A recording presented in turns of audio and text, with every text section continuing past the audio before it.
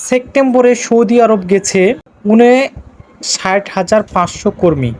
Remittance এসেছে $৪১ কোটি। শীর্ষ গন্তব্য ১০ দেশ: সৌদি আরব, কাতার, সিঙ্গাপুর, মালদ্বীপ, কুয়েত, সংযুক্ত আরব আমিরাত, কম্বোডিয়া, জর্ডান, ইতালি ও ইরাক। কোন দেশ থেকে কত রেমিটেন্স এসেছে?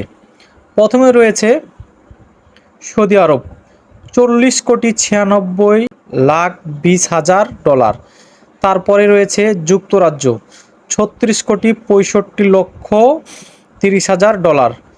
তৃতীয় নম্বরে রয়েছে সংযুক্ত আরব আমিরাত, $৩৩,৪০,১০,০০০। তারপরে রয়েছে মালয়েশিয়া, $২৭,৩৯,৩০,০০০।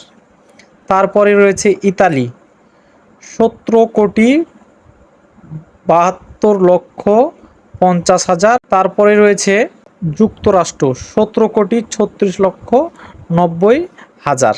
সেপ্টেম্বরে প্রায় ২৫,৬৯৪ জন কর্মী বিদেশ গেছেন।